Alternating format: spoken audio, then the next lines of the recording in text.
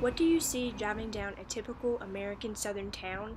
Fast food restaurants. They're affordable and enjoyable, but they add to the processed food phenomenon spreading across America. How are these diets affecting American children? So, here's the problem. These diets are negatively affecting brain development in children. These diets are full of processed foods, whether they're from grocery stores or fast food restaurants. And the problem with consuming large amounts of processed food is that they contain saturated fats. In an article written by Fernando Gomez Pinilla, he states that diets high in saturated fats are tied to reduction of molecular material that supports cognitive processing, and it increases the risk of neurological dysfunction. So what does cognitive processing have to do with speech-language pathology? Well, proper brain development ensures that children develop language and speech when and how they're supposed to. So, poor nutrition delays or it can interrupt this development altogether. Ultimately, these diets contain too many high saturated fats and too much sugar, and they don't contain enough essential nutrients such as omega-3 fatty acids, choline, protein, and many more.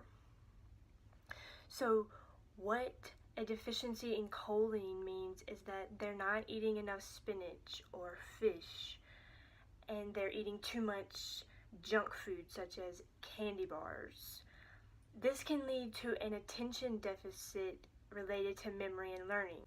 Pertaining to omega-3 fatty acids, which are found in fish, a deficiency in this nutrient is tied to developmental implications. In an article called The Role of Nutrition in Children's Neurocognitive Development, the authors reference a study that was done.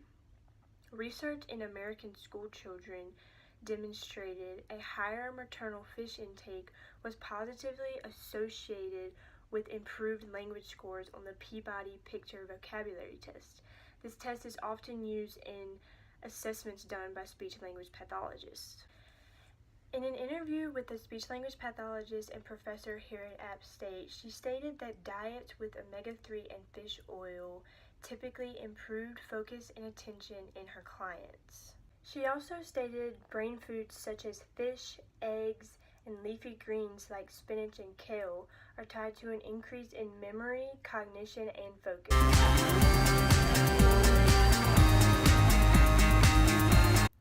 Everybody loves donuts, but in some cases, gluten and dairy products are tied to behavioral problems in autistic kids. And so when I interviewed the SLP at App State, she gave me an anecdote of one of her clients who his mom started giving him a gluten digest pill every time he ate a gluten product such as a donut, and his behavior didn't change. However, when he didn't take that certain pill, his behavior went through the roof. He was all over the place, he wouldn't listen.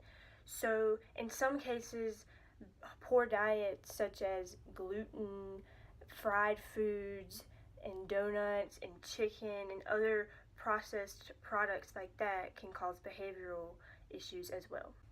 In the article, The Role of Nutrition in Children's Neurocognitive Development, there are two studies that really bring the point across of how poor nutrition and processed food diets are badly affecting brain development. In the first study, it was concluded that children who consumed higher amounts of fruits, vegetables, and food prepared at home had higher full-scale IQ scores at 4 years old. In the second study, it was concluded that children who had a health-conscious diet filled with pastas, fruits, vegetables, and rice had a higher IQ score at 3 years old compared to those who had a processed dietary pattern with foods high in fats and high in sugars. Children's diets tend to lack key nutrients that promote brain development that is important in developing language and other cognitive skills. Essentially, what this research tells us is that we can enhance brain development by feeding children healthier brain foods rather than the quick, easy junk food often found in American fast food culture and the fried foods in Southern culture. For centuries, education has been used to increase the awareness of the public on several issues. To solve the problematic trend towards fast food and quick and easy foods, I propose an educational program that increases the awareness of what foods promote brain development. This educational program could be set up in hospitals or offered at doctor's offices for first-time mothers and caregivers of young children. The primary goal for this program would be to inform mothers and caregivers on what foods promote development and how fast food, junk food, and easy foods can harm development.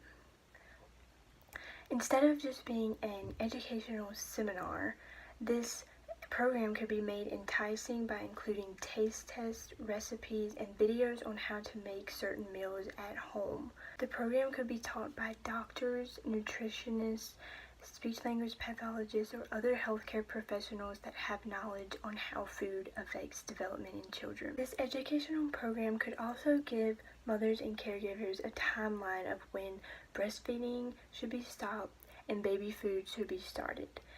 The program could inform mothers on what brands of baby foods have key nutrients that are important for development and when solid food should be implemented into their diet. Overall, this program could be very helpful in stopping the trend towards children eating so much fast food because it's quick and easy.